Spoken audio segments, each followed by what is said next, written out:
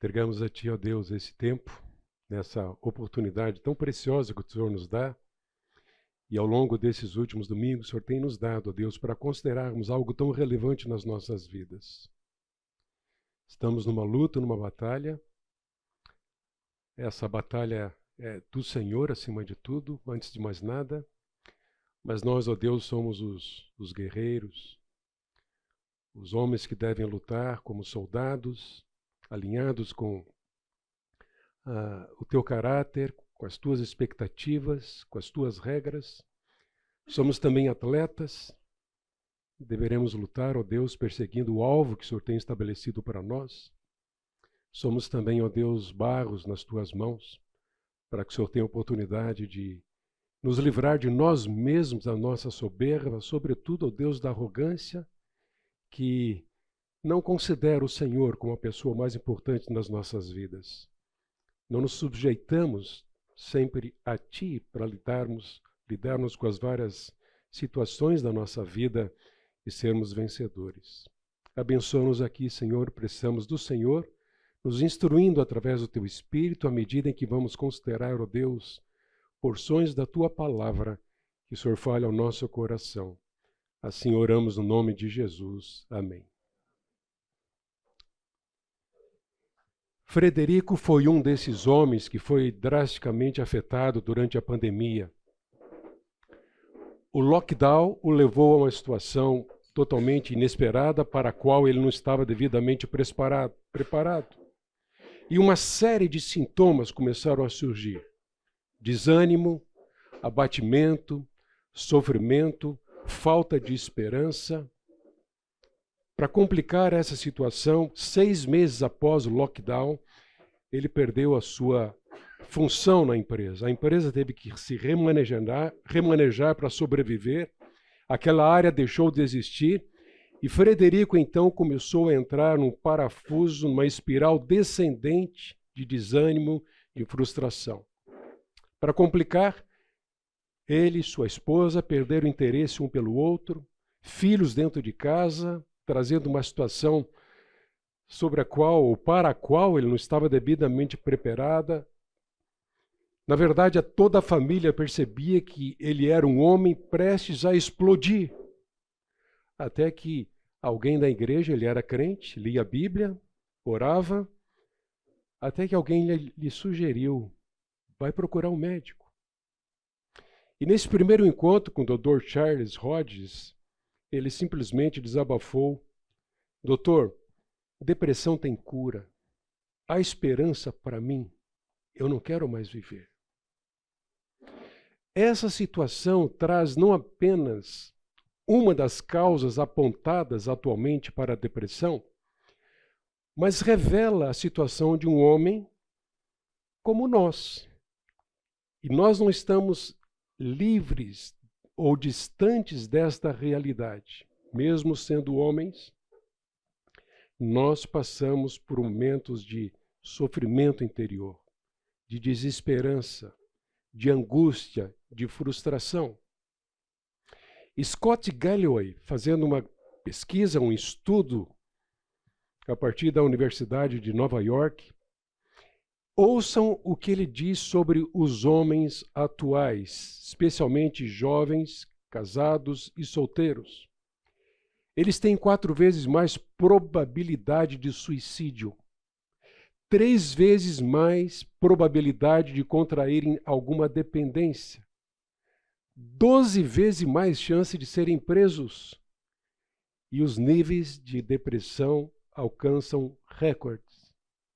Ele diz que nós estamos criando uma geração mais obesa, ansiosa e deprimida da história.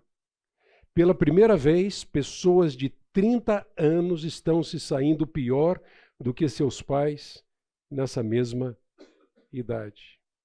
E eu quero considerar com vocês essa realidade. A depressão. A depressão não é um problema somente de mulheres, ainda que as mulheres sejam muito mais honestas, abertas e sinceras do que nós homens. Consequentemente, elas procuram com mais frequência auxílio para lidar com o sofrimento, com a dor. Muitos homens sofrem de profunda depressão, desânimo e falta de esperança, embora poucos são aqueles que revelem esses sentimentos. Nós não devemos ser simplistas em relação a este assunto, tratando a depressão como um resfriado qualquer. Mas também não podemos ser ingênuos e considerar a depressão como um problema meramente do corpo, bem como não podemos ser ingênuos e considerar que qualquer expressão de sofrimento seja ou deva ser diagnosticado como depressão. O homem com os sintomas de depressão precisa essencialmente da ajuda de Deus, ajuda espiritual. Quando necessário, com certeza ele precisa do auxílio profissional médico. E nós, como cristãos, precisamos saber que há sempre esperança e consolo nas provisões de Deus em sua graça, fornecendo-nos essencialmente através da sua palavra aquilo que nós precisamos para lidar com o sofrimento, ainda que precisemos de um auxílio médico. A depressão é um termo bastante usado e aceito nos nossos dias. Lamentavelmente, na maioria das vezes, esse diagnóstico não é preciso, não é correto, não é certo. Antigamente se tratava a depressão como alguém que tinha algum tipo de sofrimento sobre o qual ele não conseguia explicar a fonte, a razão.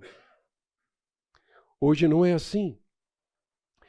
Em seu uso atual, esse termo descreve uma série de estados afetivos com diferentes fatores, manifestações e também graus de severidade. É um dos problemas que mais tem trazido as pessoas para o aconselhamento bíblico, aqui na nossa história, a história da fonte. Muitos já chegam com o diagnóstico. Particularmente, eu não me importo com o diagnóstico. Logo de início, eu quero saber dos sintomas. Eu quero conhecer o que está lá dentro, o que está causando o desânimo, a desesperança, a frustração, etc. Então, a Organização Mundial da Saúde coloca estes sintomas. E esta situação, estima-se que 15% da população mundial sofra de depressão. Primeira causa de morte entre os médicos, 17 a 20% da população mundial teve ou terá depressão. Apenas 1/3 recebe diagnóstico de tratamento adequado. 45% dos infartados tiveram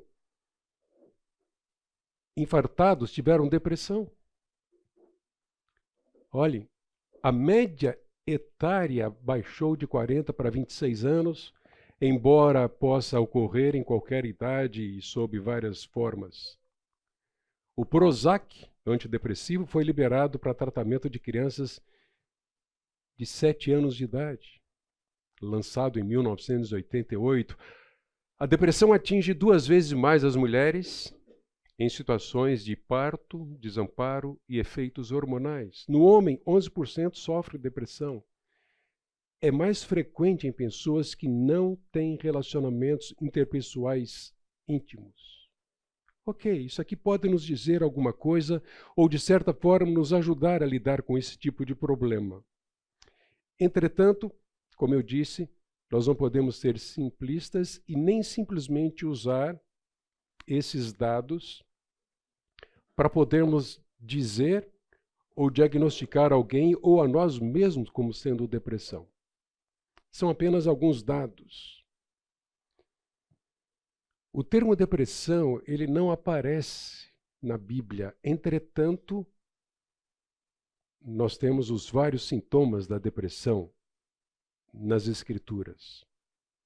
Segundo o DSM atual, que está na sua 5ª edição, o DSM é o Manual Diagnóstico e Estatístico de Transtornos Mentais em Constante Mudança.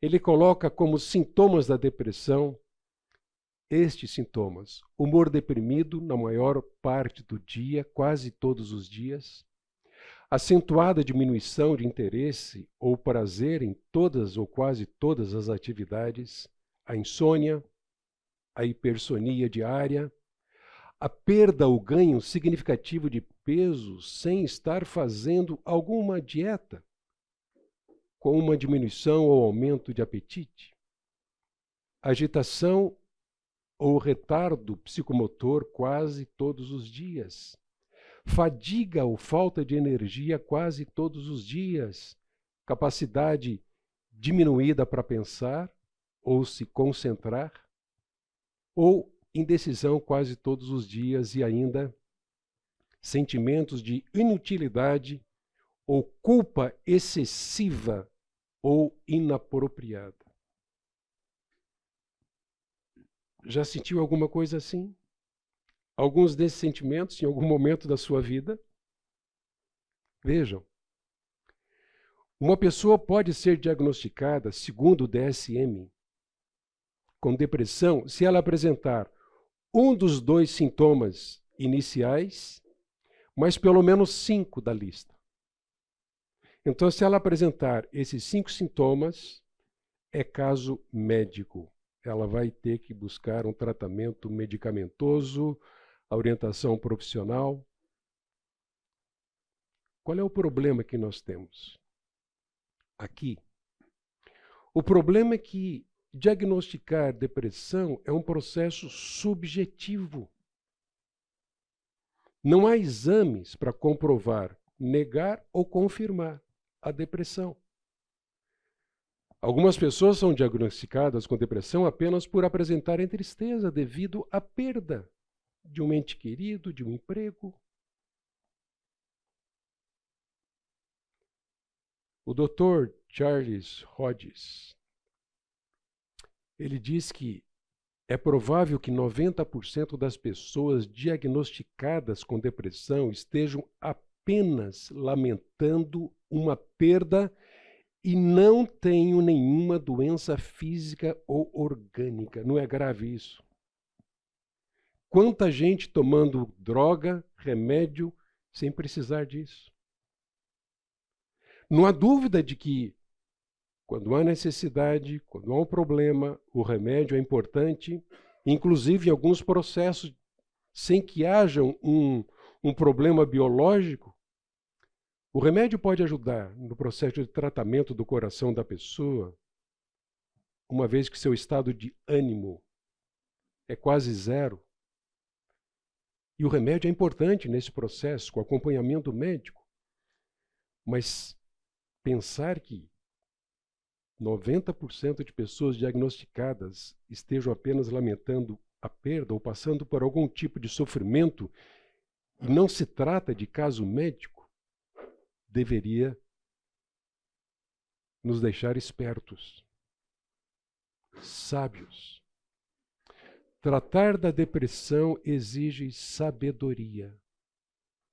Às vezes, uma parceria entre a terapia bíblica, o aconselhamento bíblico e o conselho do profissional. Outras vezes, não há necessidade.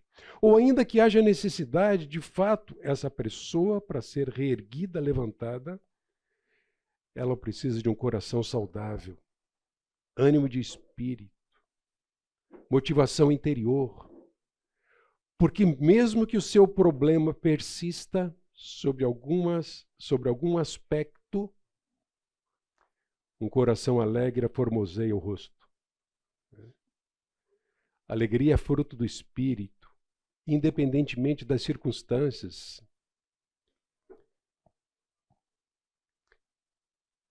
Esse é o famoso DSM, na sua 5ª edição. Como eu disse, uma pessoa pode ser diagnosticada com depressão se apresentar um dos sintomas iniciais. Mas a depressão é um fenômeno relativamente novo, pelo menos no grau de intensidade com o qual ou no qual nós havemos ser diagnosticada. Então, como eu disse, qualquer sofrimento, qualquer expressão de angústia, hoje facilmente pode ser diagnosticada como depressão. O Dr. Rhodes, ele diz que o culpado mais provável para esse aumento de diagnóstico de depressão é exatamente o DSM. Antes de 1980, ocasião da terceira revisão do DSM, a depressão era o problema ou a doença para indivíduos com humor triste sem uma causa definida. Mas depois disso, especialmente a partir de 88, quando foi lançado o Prozac, que é um antidepressivo e inibidor seletivo de recaptação de serotonina, houve uma mudança no uso dessa palavra.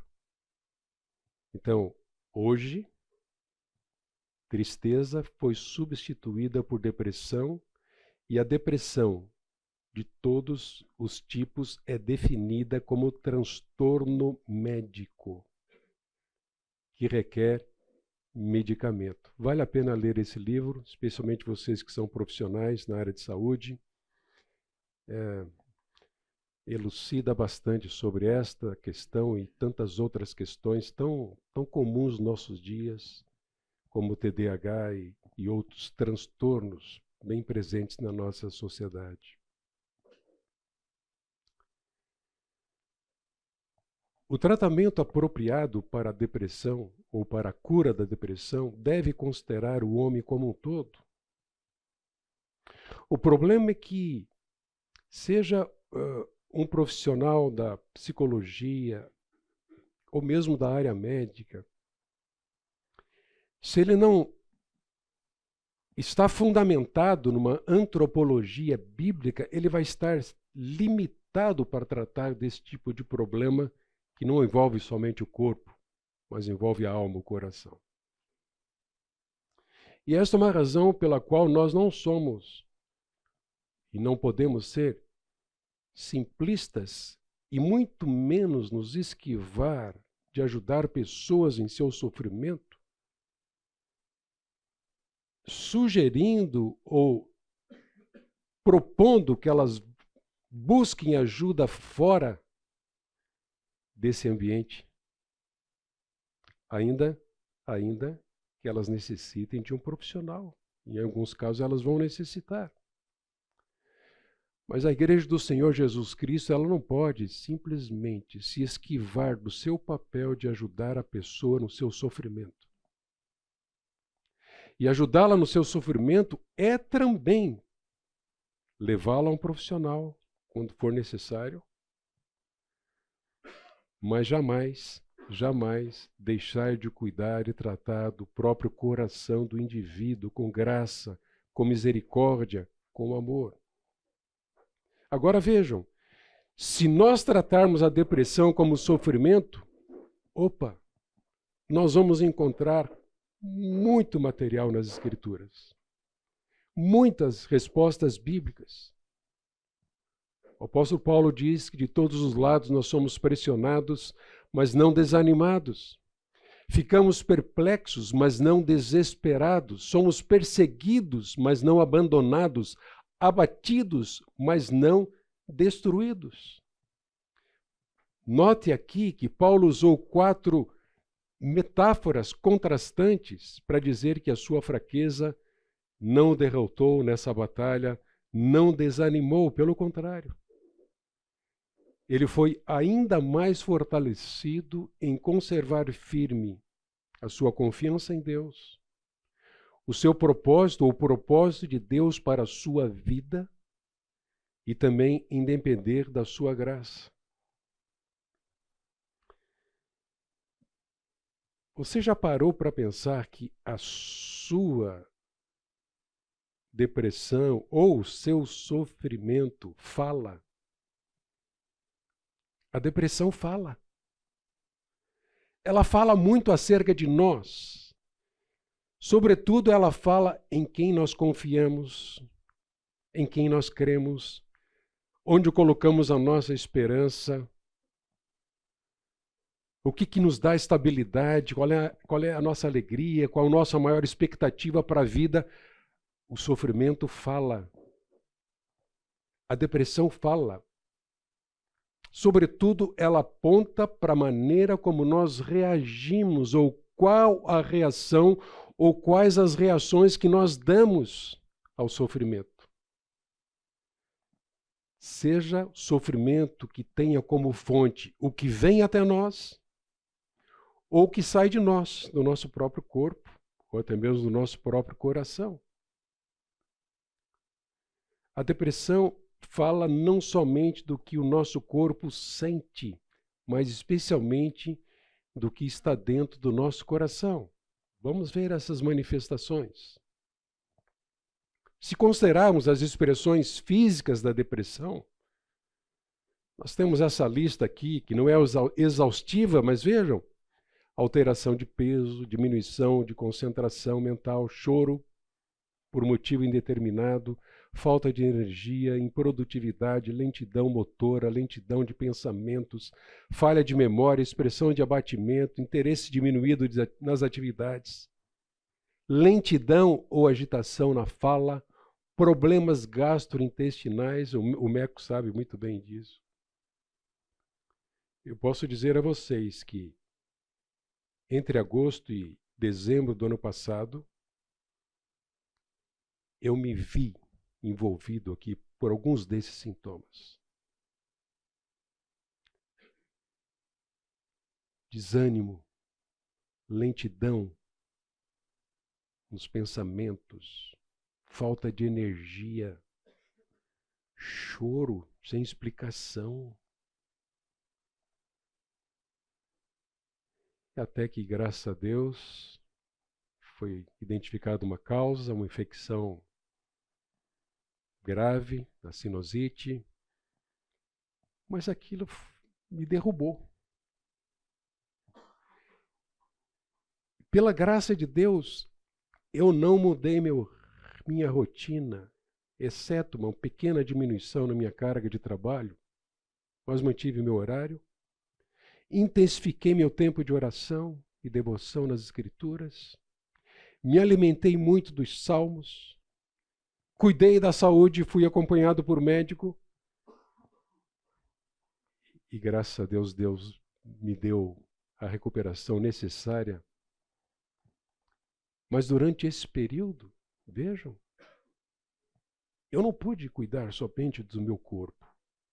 Eu tive que cuidar também das manifestações do meu próprio coração. Falta de esperança, amargura, culpa, senso de desamparo, senso de inadequação, inutilidade, pensamentos pessimistas, preocupação constante, angústia, medo do futuro, indecisão, confusão íntima. E ainda outras manifestações, isolamento, ideação suicida, egoísmo, egocentrismo. Para essas manifestações, nós encontramos sob medida o alimento suficiente, a palavra suficiente para que possamos lidar com todos esses sentimentos que possam surgir. Quais manifestações nós podemos perceber nas Escrituras associadas à depressão? Deixa eu apresentar para vocês algumas. Salomão vai nos dizer lá em Provérbios 15:13 que o coração angustiado oprime o espírito. Poderia substituir essa palavra aqui, o coração deprimido. Nos Salmos nós vemos muito, encurvado, abatido, o dia todo vagueando e pranteando. Ele está descrevendo uma situação real na sua própria vida, do seu próprio coração, do seu corpo. Alma tão triste, alma perturbada. Isso está muito presente naquele que está deprimido ou em sofrimento. O coração ressequido, sem vontade de comer, olha só, falta de apetite. Experiência do salmista, não consigo dormir. Vocês sabem que isso é terrível. perder uma noite de sono, ficar girando durante toda a noite, cabeça girando. Quão terrível é isto! Pareço um pássaro solitário, disse o salmista. Angustiado, doente, triste. Paulo ainda vai dizer, tribulação ao ponto de perder a esperança da própria vida. Deus consola os abatidos. Olhando para esses sintomas aqui, ou expressões ou manifestações associadas à depressão, nós podemos entender várias fontes contribuindo para isso. Perseguição, críticas, calúnia, tribulação, as mais variadas possíveis, problemas físicos, traição. Vamos pensar um pouco, o que pode causar realmente a depressão?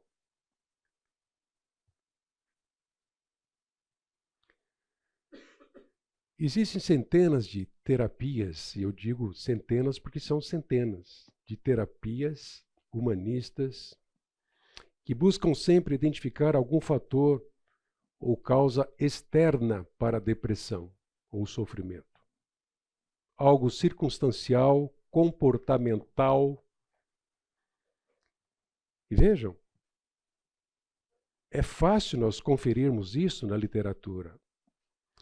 Seja na psicanálise de Freud, ou no tratamento comportamental ou behaviorista de Skinner, ou ainda na proposta terapêutica humanista de Roger, centrada no próprio homem, como se o homem fosse a solução do seu próprio problema, o que eles têm em comum? Identificar causas interiores e responsabilizar o indivíduo está fora de questão. O homem não é o problema. Não há culpa. Ele não pode ser responsabilizado.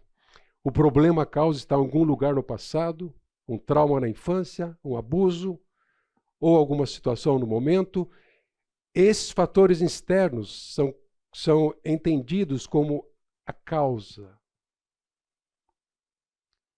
Obviamente que nós precisamos ser cuidadosos, nós não queremos atirar pedras nesses que de alguma forma têm contribuído para a compreensão do ser humano. Então não vamos atirar pedra na psicologia secular. Entretanto, nós precisamos tratar isso com muita seriedade. E sem se tratando de sofrimento, tratar com seriedade, com misericórdia e graça. Existem as mais variadas teorias quanto às possíveis causas. É entendido que, se a gente considerar a depressão menos severa, muitos apontam para problemas de relacionamento, circunstâncias difíceis, pensamentos negativos e alguma outra coisa como possível causa. A depressão mais severa, né, a teoria popular aceita como causa o desequilíbrio químico ou a falta de serotonina. Pensem comigo. O perigo aqui é aceitar generalizações, rotular precipitadamente, como diz o Dr. Hodges, ou ainda ignorar a necessidade de um diagnóstico não precipitado. Tem que investigar. Não é fácil identificar, mas tem que investigar. Além disso, ninguém poderá diagnosticar um desequilíbrio químico convicto de estar totalmente certo, porque não há como saber isso com segurança. Não sou eu, obviamente, Oswaldo, não sou doutor,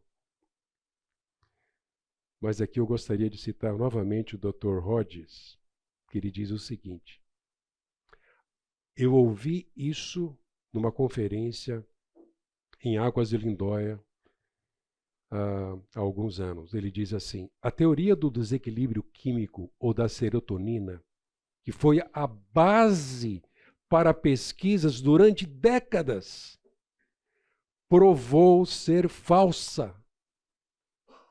Não há evidências nos estudos feitos para provar que a base ou a causa seja a baixa serotonina no cérebro.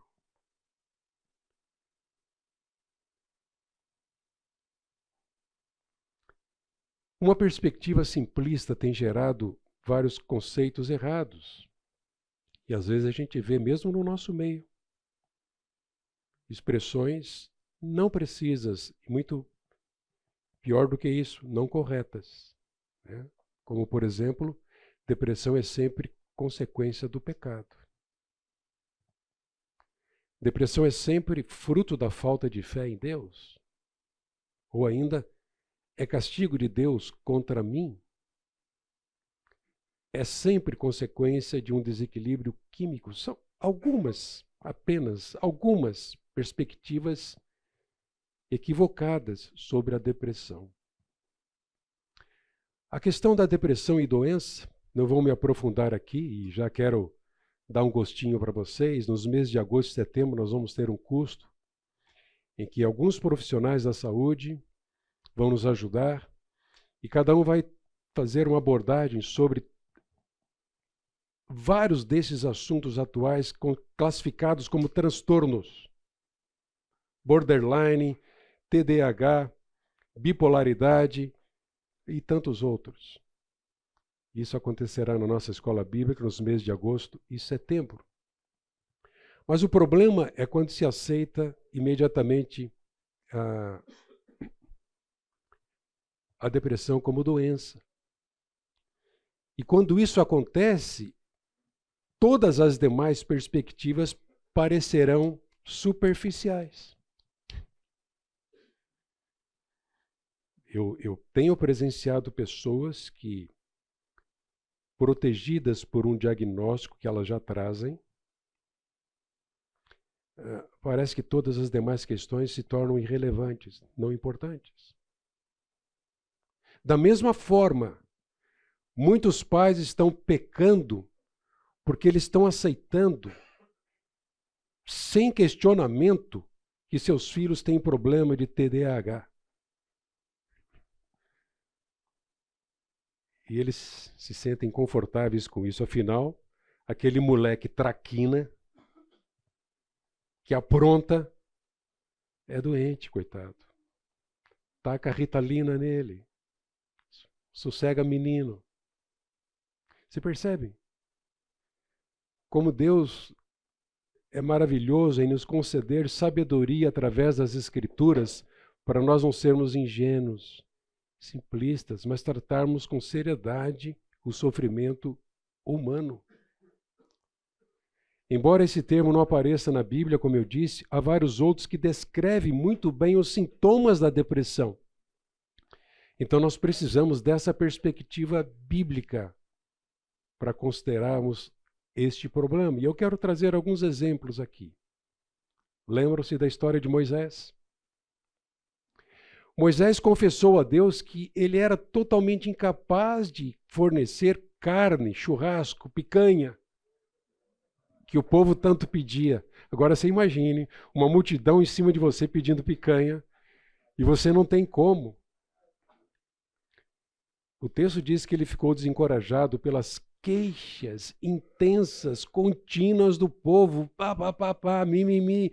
E por causa desse grande fardo, ele desejou até mesmo a morte. Eu não posso levar todo esse fardo sozinho, disse ele. Essa responsabilidade é grande demais para mim. Se é assim que vais me tratar, está falando com Deus. Mata-me agora mesmo. Se te agradas de mim, não me deixes ver a minha própria ruína. Quando pensamos em sofrimento, nós nos lembramos de Jó, não é verdade? Mas Jó manifestou um profundo abatimento e dor. Perdeu o apetite.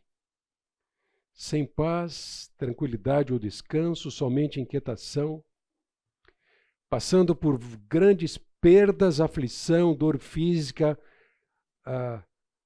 os traquinas dos seus amigos lá, trazendo maus conselhos, questionamentos espirituais por parte do seu sofrimento. Ele disse: pois me vêm suspiros em vez de comida. Meus gemidos transbordam como água. O que eu temia veio sobre mim, o que eu receava me aconteceu. Não tenho paz, nem tranquilidade, nem descanso, somente inquietação. Já imaginou? Que desespero! Todas essas coisas podem estar presentes na batalha do crente contra a depressão. Davi é outro exemplo. Quando olhamos para os Salmos, nos vemos ali. Por quê? Ali estão as nossas fraquezas também, bem descritas de uma forma poética,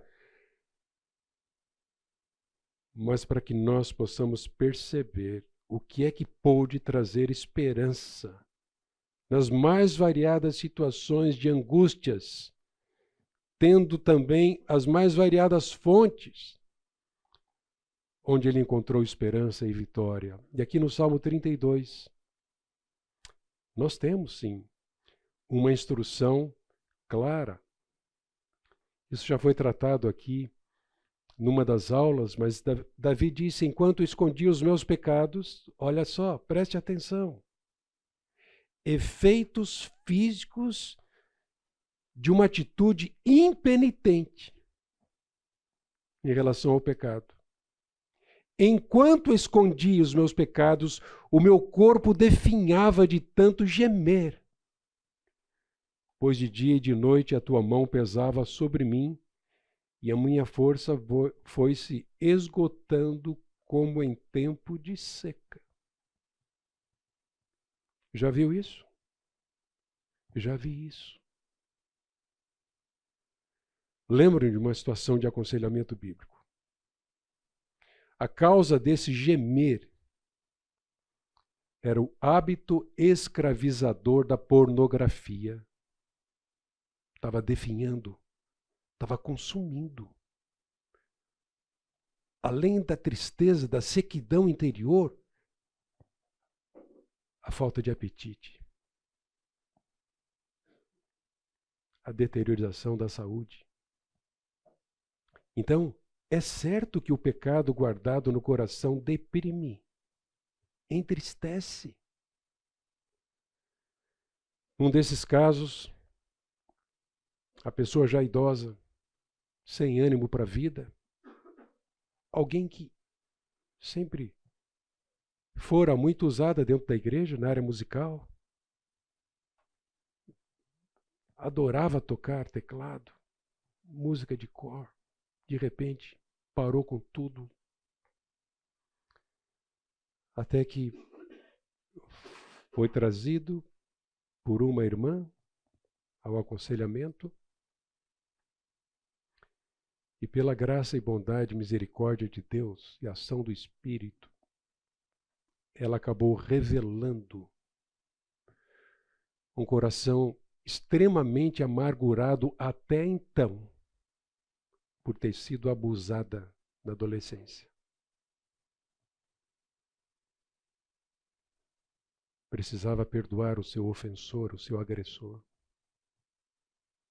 Precisava encontrar em Deus o valor para a vida, para se recompor. Porque embora o passado tenha agredido tremendamente, o passado não é determinante. Por causa da graça de Deus em Cristo Jesus, para libertar a pessoa mesmo numa situação de sofrimento como essa, para libertá-la do seu sofrimento. Várias vezes na Bíblia a condição do coração, tristeza e depressão é pecaminosa. No Salmo 73, Davi vai dizer: quando o meu coração estava amargurado e no meu íntimo eu sentia inveja, ele olha Por o vizinho que está progredindo, comprou a Ferrari. Ele fica inquieto com isso, como é que eles prosperam sendo iníquos? E seu coração se torna amargurado, porque no íntimo sentia inveja. No verso 22, agi como insensato e ignorante. Minha atitude para contigo era de um animal irracional, olha só. Animal irracional, alguém que não pensa. Não pensa em quê? Não pensa em Deus.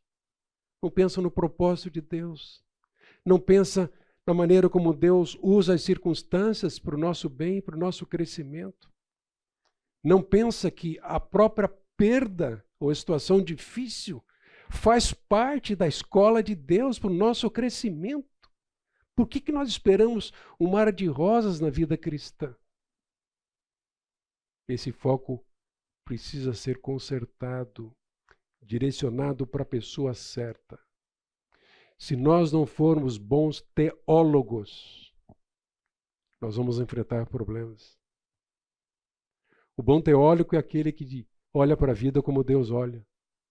Busca discernir as circunstâncias, fatores, etc., como Deus os considera com propósito. Jeremias, lembram-se? Por isso digo, meu esplendor já se foi, bem como tudo o que eu esperava do Senhor. Lembro-me da minha aflição e do meu delírio, da minha amargura, do meu pesar. Lembro-me disso tudo e a minha alma desfalece dentro em mim. Qual era a fama de Jeremias? Profeta chorão. Aliás, literalmente, o título desse livro significa Choro em Alta Voz, Lamentações, que é um livro que manifesta o sofrimento por causa da desolação de Jerusalém em 586 a.C. E essa desolação foi por causa do pecado do povo. Então as lamentações do profeta visam promover o verdadeiro arrependimento sob juízo ou justo castigo de Deus. É ele quem vai dizer, todavia, aqui está a cura. Todavia lembro-me também do que pode dar-me esperança.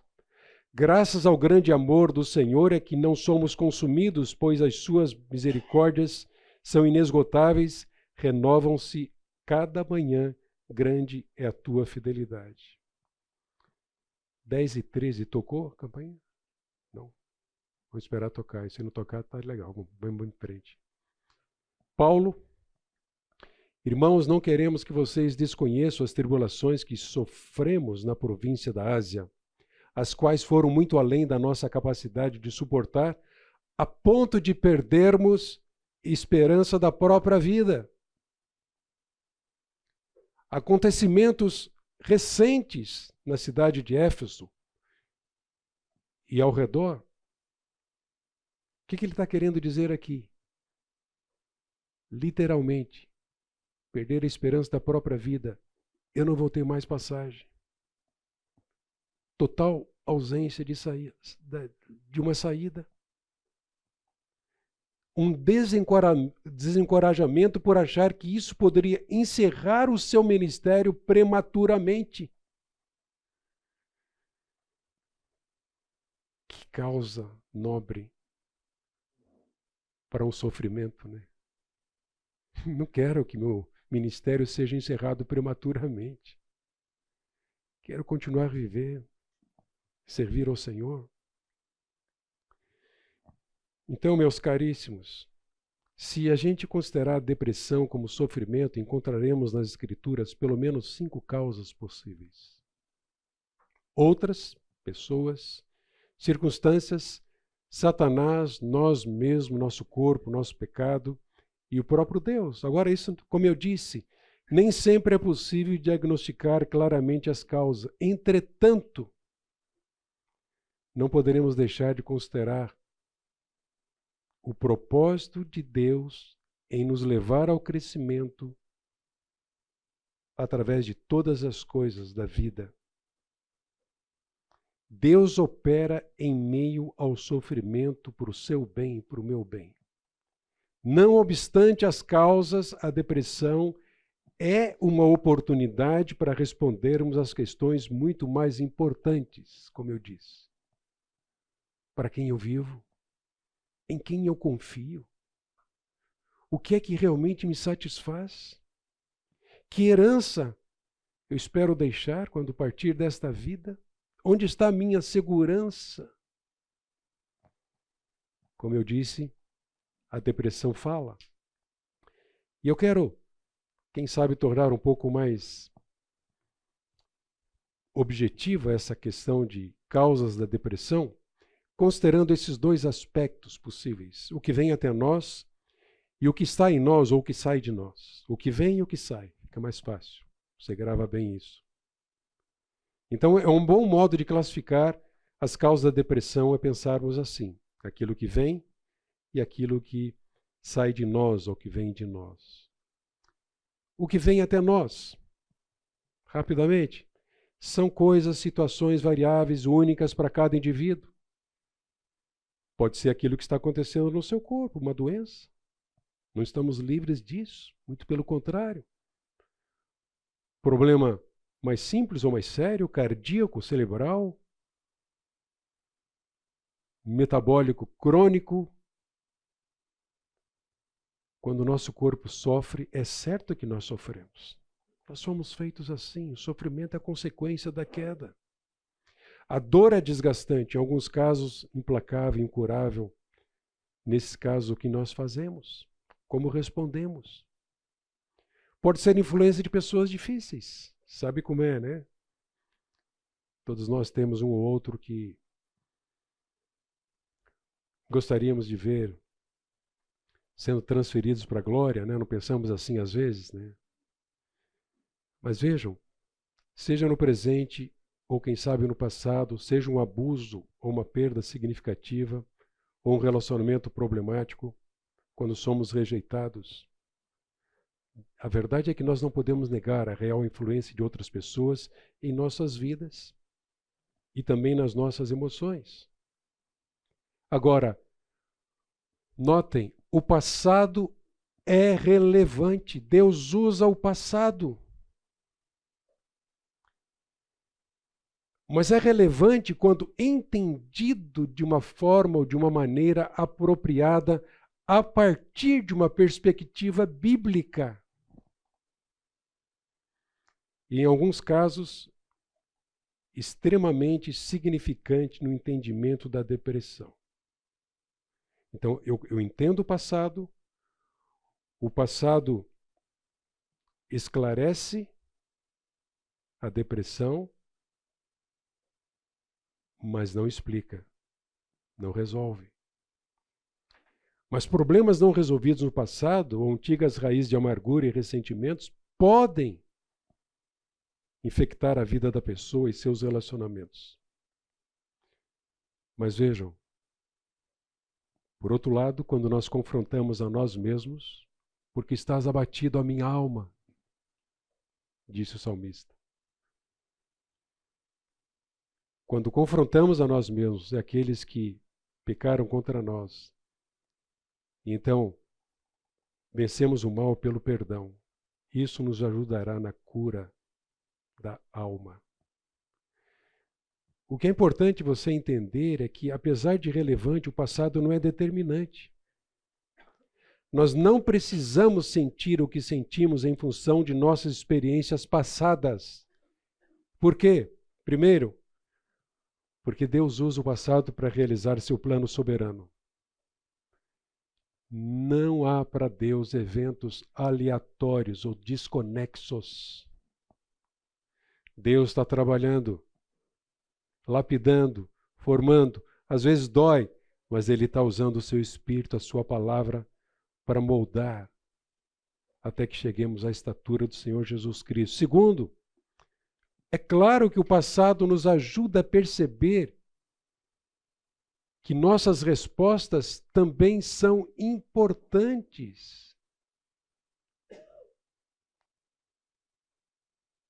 A expectativa que Deus tem é que a nossa resposta ou as nossas respostas elas sejam condizentes com aquilo que nós temos e somos em Cristo. Quando Paulo diz que devemos andar de modo digno da vocação, isso significa que na prática eu devo ser aquilo que eu sou em Cristo Jesus. Um cristão. Quantas vezes nós somos tentados e respondemos não como filhos de Deus, mas conforme o padrão do mundo, a forma do mundo. Além disso, o passado nos ajuda a perceber que eu tive culpa. Então, meu sofrimento não foi simplesmente causado por alguém. A psicologia humanista diz isso. Você nunca é culpado. Não, mas fui eu que menti. Fui eu que roubei. Fui eu que soneguei. Fui eu que fiz isso ou aquilo. Então o sofrimento veio em decorrência do meu próprio pecado. O passado me ajuda a perceber isso, como Davi. Em terceiro lugar, é importante percebermos que Deus é compassivo. Ele usa o passado para cumprir os seus propósitos. Como causa o que vem até nós. Circunstâncias, fatores externos. Mas também nós precisamos considerar o papel do mundo caído. O lugar do mundo caído na depressão. O que a gente vê? As coisas não são como gostaríamos que fossem. Gostaríamos de paz, mas há guerra. Gostaríamos de justiça, mas há injustiça. De honestidade, mas há corrupção. Saúde, mas há doença. Governos não são justos. Clima não coopera. O carro quebra. Em alguns momentos parece tudo um caos. Não é isso? Aliás, Paulo diz que toda a criação geme esperando pela redenção que virá um dia. Romanos 8. Mas enquanto isso, nós temos catástrofes, guerras, aviões caindo, líderes cruéis, políticas injustas, que aumentam o sofrimento do ser humano. Não devemos alimentar uma falsa expectativa e nem colocar na nossa cabeça algo diferente dessa realidade. E ainda o que vem até nós, o próprio diabo, Satanás. Se estamos considerando que estamos numa batalha, nós não poderemos ignorar o príncipe deste mundo. Gente, Satanás está vivo e ativo. Não é para que você tenha medo dele, porque o nosso capitão é Cristo, o nosso comandante. A vitória pertence a ele. Ele já derrotou o diabo, a sentença já foi decretada. Mas nós não podemos ignorá-lo. Podemos até considerar o diabo como uma das causas da depressão e sofrimento. Aquele que ronda o universo como leão, rugindo, procurando devorar a fé, a esperança, como grande acusador, acusa, questiona, condena, tudo na tentativa de destruir vidas que foram designadas por Deus para a sua glória, para proclamar o Evangelho. Mas ele age apenas dentro daquilo que Deus permitir. Não queira conceder ao diabo um status maior do que aquele que ele merece. É verdade? Muitas vezes o crente tenta se esquivar da sua própria culpa e responsabilidade, jogando a culpa no diabo. Vejam, Paulo diz que a nossa luta não é contra pessoas, mas contra os poderes e autoridades, dominadores deste mundo de trevas, forças espirituais do mal nas regiões celestiais. Há uma luta aqui, batalha.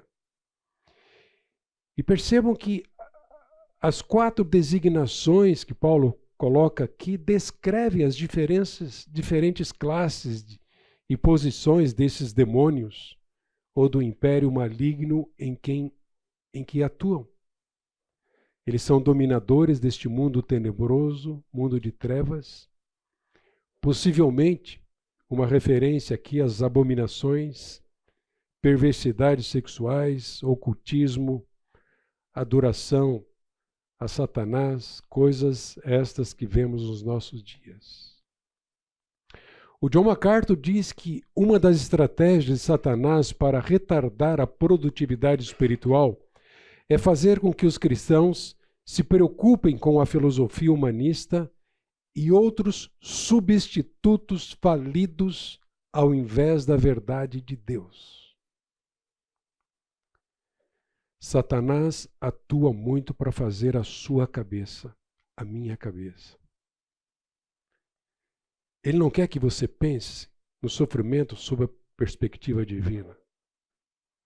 Ele não quer que você entenda que na dor Deus está presente para trazer a cura ou o livramento do sofrimento, ainda que a dor física persista. Ele não quer que você glorifique a Deus nas suas circunstâncias, com a sua vida. Ele insinua que você pode se satisfazer com as coisas transitórias, os prazeres transitórios deste mundo. E nunca é demais dizer que tem muito crente perdendo essa batalha por conta de ir atrás para satisfazer os prazeres transitórios desta vida, como o sexo. Gente, cuidado com as falácias do humanismo. O homem é bom. A resposta está nele mesmo. Seu problema reside em algum lugar no passado, não há nele culpa. A responsabilidade nunca é dele. O mais importante é que ele se sinta bem. Então, se ele tem dor, se ele tem sofrimento, o alvo é se livrar disso. E ele se esquece que, de fato, o alvo não é esse. O alvo é dar glória a Deus em toda e qualquer situação. Então, vamos considerar como causa o que sai de nós, o que está dentro em nós, o nosso próprio coração. Se a depressão fala sendo uma resposta que damos às circunstâncias da vida, às várias situações, é o meu coração, a minha mente, que precisam estar alinhados com Deus, com as Escrituras e com aquilo que é correto. Porque nenhuma das causas, passado, mundo caído, Satanás, nenhuma dessas causas é determinante, embora elas possam ser significantes. Mas são elementos que podem estar presentes no processo da depressão, porém, em si mesmos, elas não são a causa. Mesmo porque pessoas que passam por situações diferentes das nossas, não ficam deprimidas, não ficaram deprimidas, não se deixaram abater, não manifestaram qualquer um dos sintomas da depressão. A depressão é uma experiência ativa que resulta da resposta que damos aos mais variados fatores. E, em última análise, a depressão é perda ou falta de esperança e confiança em Deus. E eu quero trazer aqui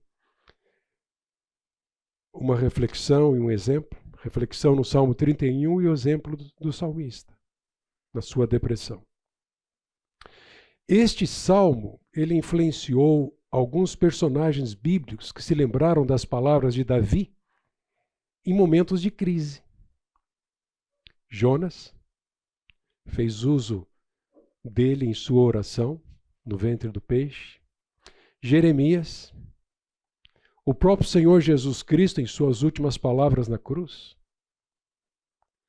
E aqui, Davi apresenta uma grande variedade de necessidades humanas, semelhantes às nossas.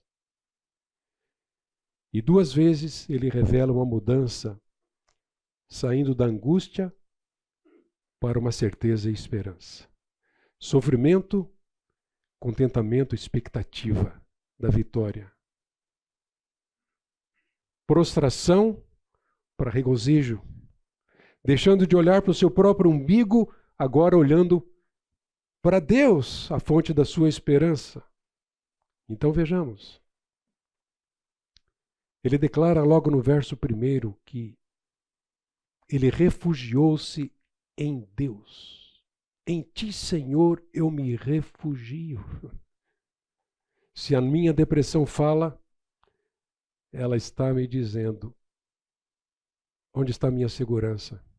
Em quem eu me refugio na hora do aperto. Além disso, ele clamou a Deus.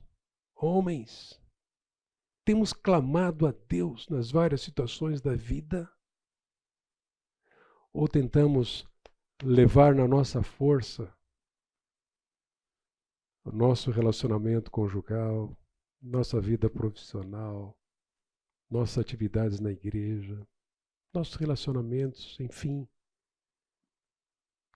Ele clamou a Deus: misericórdia, Senhor, estou em desespero, a tristeza me consome, a vista, o vigor e o apetite. A batalha para vencermos a depressão necessita de um lugar de refúgio, bem como necessita de uma pessoa. Oswaldo, eu fui chamado para fazer um trabalho com um coach e tinha cerca de 3.000 pessoas. E o coach começou a ministrar, falar algumas coisas da Bíblia e teve uma sessão que descarrego aqui, eu não vou falar o nome porque está gravando aqui. E deu para sentir que as pessoas estavam, muitas pessoas, só de ouvir um pouco da palavra de Deus que foi falado ali de forma motivacional, um monte de gente chorando, caindo no chão, se estremecendo lá. E o negócio, ele usa justamente a trechos, versículos, palavras de Deus, para ele se sensibilizar as pessoas, fazer tirar a pessoa da inércia, da depressão, para depois tirar o dinheiro delas. O negócio foi surreal. Ok.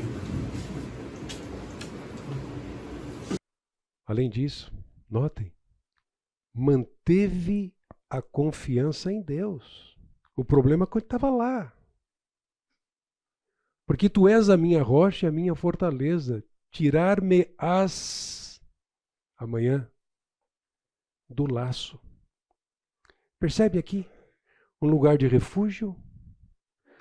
Uma pessoa que não é o homem, é o próprio Deus.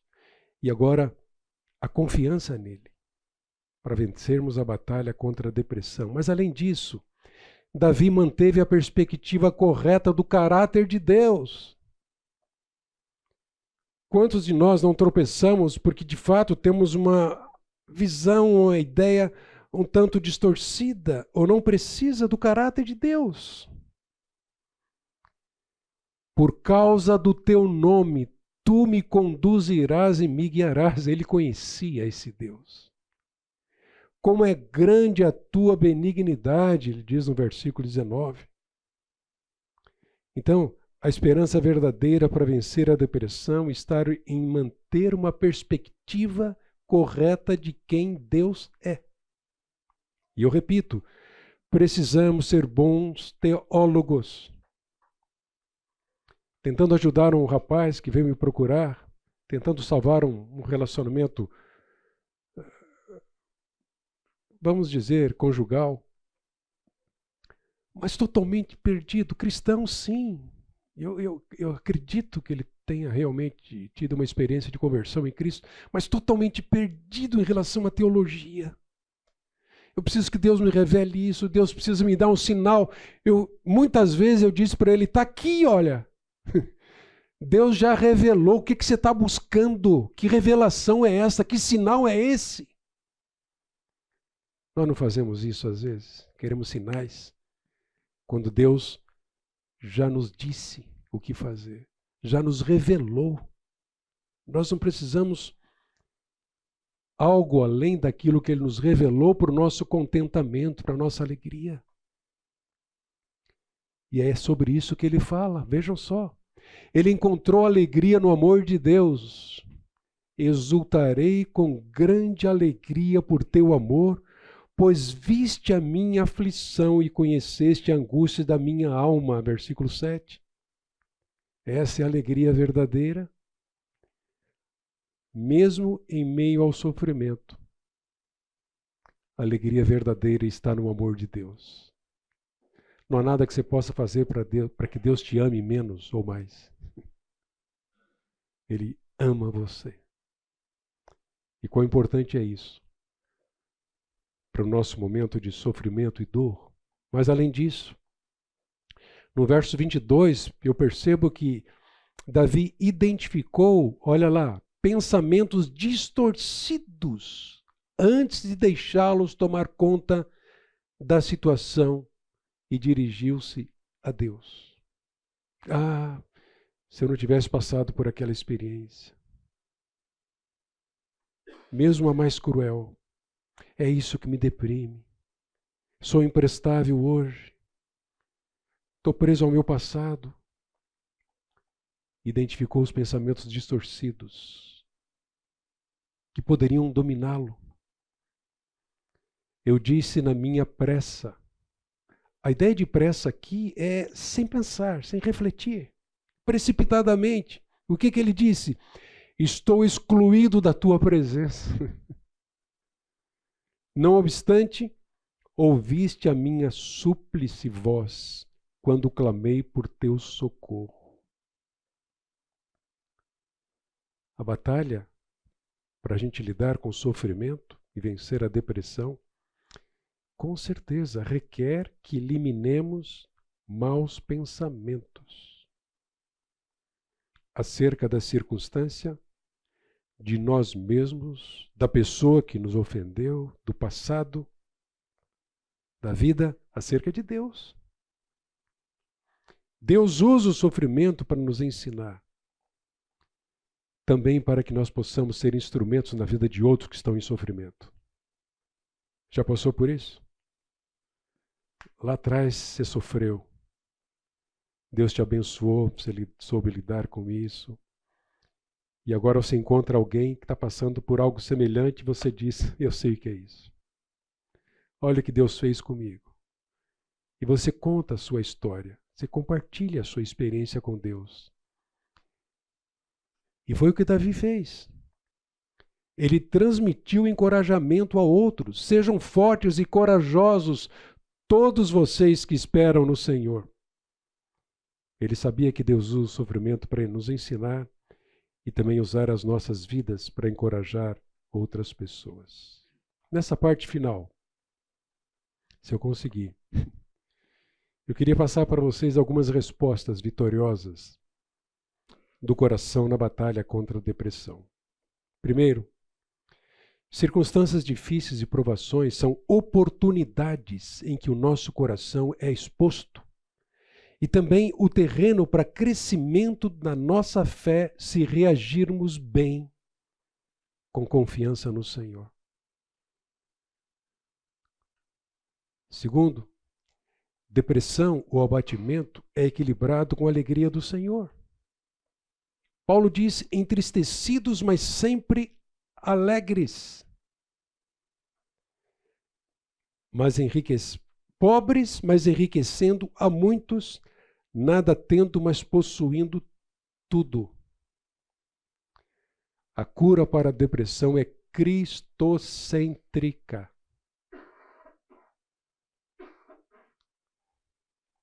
Essa alegria está acima das circunstâncias. Ele disse, tudo posso naquele que me fortalece, posso todas as coisas em Cristo. Ela exige uma disposição pessoal. Alegrem-se no Senhor, ele disse, no capítulo 4, verso 4 de Filipenses. Novamente direi, alegrem-se.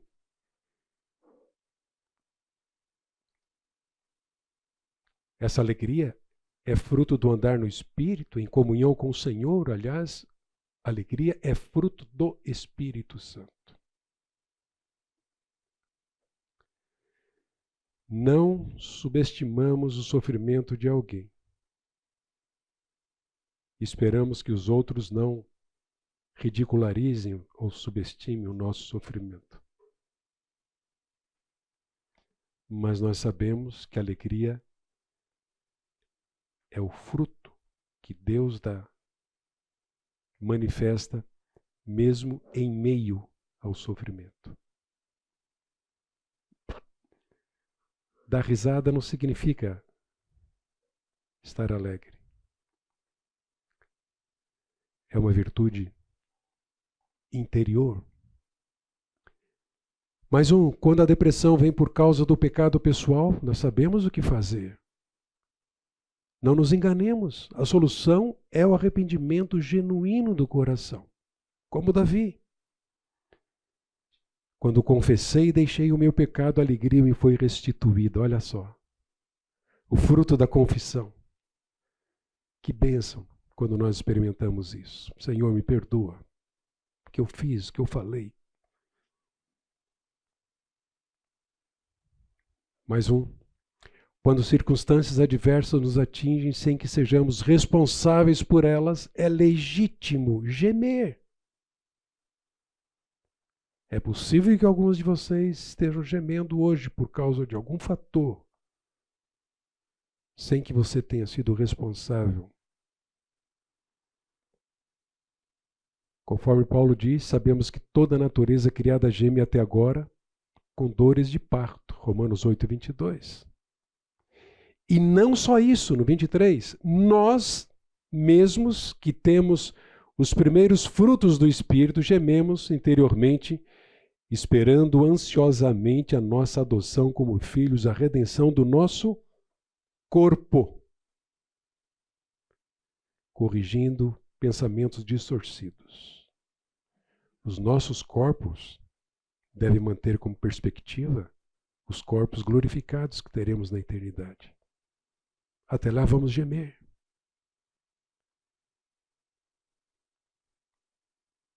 Pois nessa esperança, diz Paulo, fomos salvos. Mas esperança que se vê não é esperança. Quem espera por aquilo que está vendo. Mas se esperamos o que ainda não vemos, aguardamo-lo pacientemente.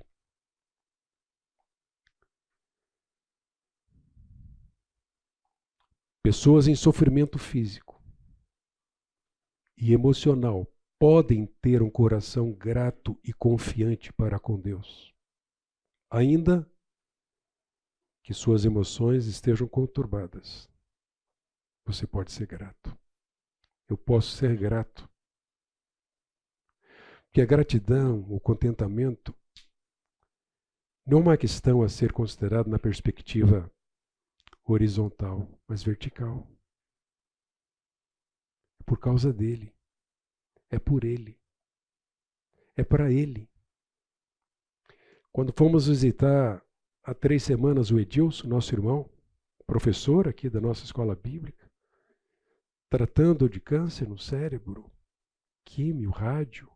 Semana passada teve complicações, infecção. Eu posso dizer a vocês que tanto eu quanto o Fernando saímos de lá percebendo esse fruto, contentamento. Ele não estava reclamando. Uma vida totalmente nas mãos do Senhor, tanto ele quanto a sua esposa Cláudia. Coração grato, confiante no Senhor, ainda que o corpo sofra. Mais um. Gente, nós somos responsáveis pela boa mordomia, identificando fatores envolvidos e agindo para resolvê-los, como por exemplo, você tem ido ao médico? Você está legal? Tá está tudo em ordem, tudo em cima. Quando é que foi a última vez que você fez uma colonoscopia? Você vai ao urologista? Gente, não justifica, com tantas facilidades que nós temos hoje, negligenciarmos a boa mordomia do nosso corpo. Nós precisamos nos cuidar. Mas não somente isso. Você dorme o suficiente? Ou você avança a madrugada adentro nas redes sociais? Tem que acordar cedo para ir trabalhar, estudar. Você está honrando a Deus com o seu tempo? Vimos semana passada. Sua alimentação é balanceada, cuidada, ou você extrapola? McDonald's de segunda a segunda. Percebem?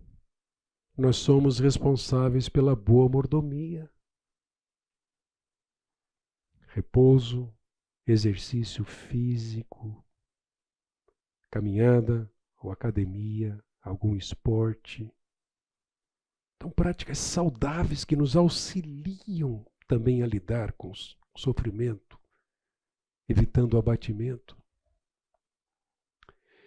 Focar em mim mesmo, esse é o nosso problema.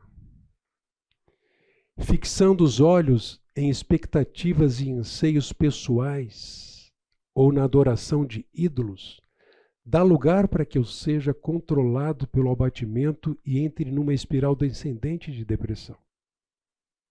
Eu quero o que quero porque eu quero, e quando eu quero é melhor que esteja lá. E se eu não conseguir aquilo, eu vou reclamar, eu vou ficar chateado, eu vou ficar deprimido. Na verdade, tudo que eu mais quero é aquilo. Por exemplo, cadê o coro aí? Quantas vezes nós alimentamos desejos ávidos, como a cobiça? Isso pode causar a depressão. Porque você está sentado no culto lá, o Zé está dirigindo o louvor, e seu coração está dividido. Você não tem paz. É impossível. Você não está adorando exclusivamente a Deus. Há algum ídolo te puxando. Está incomodando a sua mente, a lembrança. Você não se escapa dele. A menos que ele seja tirado do trono do teu coração, para que Cristo assuma o controle, tenha a primazia e seja o único Senhor.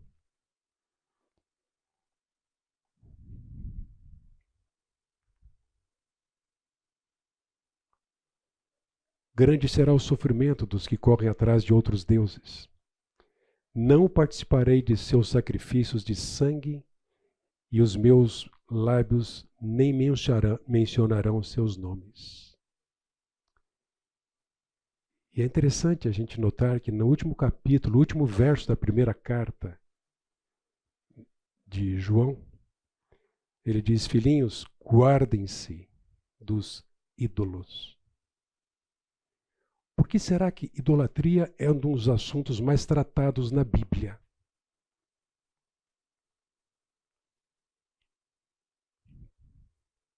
Poderíamos dizer porque Deus não troca a sua glória com ninguém? Porque Ele sabia e sabe que nós estaríamos inclinados a ídolos para satisfazer os nossos desejos mais do que o desejo de glorificar e amar a Deus? Porque Ele sabe que nós somos propensos, se não buscarmos amar a Deus sobre todas as coisas, nós estaremos propensos a alimentar os nossos desejos de forma pecaminosa, ainda que desejos legítimos, que nos foram dados pelo próprio Deus, como o desejo do sexo. É porque Deus sabe que nós só estaremos plenamente realizados, felizes, glorificando o seu nome, se nos satisfizermos em que Deus seja glorificado nas nossas vidas em qualquer momento, em qualquer circunstância. O coração é uma fábrica de ídolos, disse Lutero. Idolatria é um dos problemas mais tratados na Bíblia. E é uma palavra característica do Velho Testamento que resume e refere-se ao nosso desvio de Deus. E no Novo Testamento, desejos ou efitemia é característica e resumo para o mesmo desvio. Ambas descrevem o maior problema dos seres humanos. Eles foram criados para adorar a Deus, mas eles buscam adorar a criatura. E por isso eles sofrem. Eles ficam deprimidos. Sempre tenho o Senhor diante de mim, disse o salmista. Com ele à minha direita não serei abalado. Por isso o meu coração se alegra e no íntimo exulto. Mesmo o meu corpo repousará tranquilo. Mais algumas dicas. Vai tocar o sino. Busque renovar a sua mente constantemente. Se a sua mente é o alvo do diabo, se pensamentos distorcidos afetam diretamente a nossa vida, Paulo diz que não devemos nos amoldar ao padrão deste mundo, mas nos transformarmos pela renovação da nossa mente para que sejamos capazes de experimentar e comprovar a boa, agradável e perfeita vontade de Deus.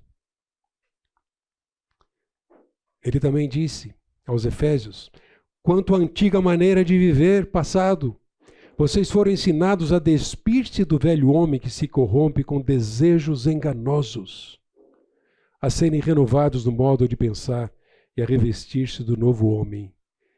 E aos Filipenses ele diz, finalmente, notem, finalmente, irmãos, tudo o que for verdadeiro, tudo o que for nobre, tudo o que for correto, puro, amável, tudo que for de boa fama, seja, se houver algo de excelente ou digno de louvor, pensem nessas coisas. Sua depressão fala, seu sofrimento, meu sofrimento, eles falam. A glória tem sido dada a Deus. Mais alguns passos. Lide com a passividade e a falta de motivação. Algumas dicas. Aumente seu tempo de estudo bíblico e oração. Aumente suas atividades de lazer e exercício. Aumente seu altruísmo, amor para com os outros. Sirva as pessoas. Ataque a procrastinação. Fuja dela. Exercite-se na gratidão. Leia e medite nos salmos. Compartilhe com alguém maduro e de confiança. Homens, sejamos humildes. Nós precisamos uns dos outros. Que contexto maravilhoso Deus nos dá, que é a igreja. Para sermos confortados, consolados, ajudados, encorajados. Não lute sozinho. Deus nos desafia a sermos misericordiosos, amorosos para com todos. Se alguém estiver abatido, desanimado, aproxime-se, busque ajuda. Faça um raio-x prático, retire e coloque e mude. Sono, exercício físico, dieta, nutrição, disciplina espiritual, sua agenda. Avalie relacionamento-chave, se ele não está roubando algo de precioso na sua vida. E eu termino com este texto. Paulo diz que é Deus que nos conforta em toda a nossa tribulação, para podermos consolar os que estiverem em qualquer angústia, com a consolação com que nós mesmos somos contemplados pelo Senhor. O nosso Deus nos consola, mas para podermos consolar.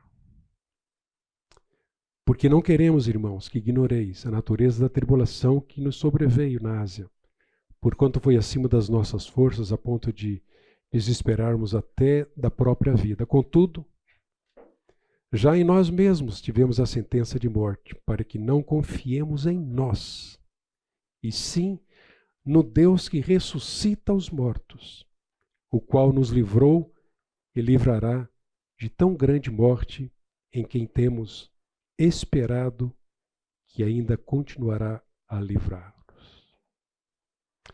Vamos orar? Alguém que queira voluntariamente agradecer a esse Deus que nos consola para podermos consolar.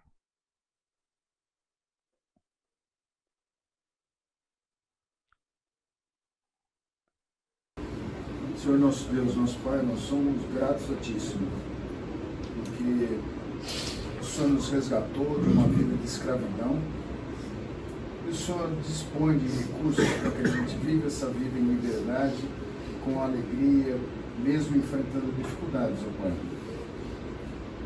Queremos te pedir que o Senhor possa estar, através do Teu Espírito, nos fazendo lembrar dessas promessas, ó Pai, e que nos traga encorajamento para mudanças no sentido de te obedecer em todas as áreas das nossas vidas, ó Pai. Sim, Pai.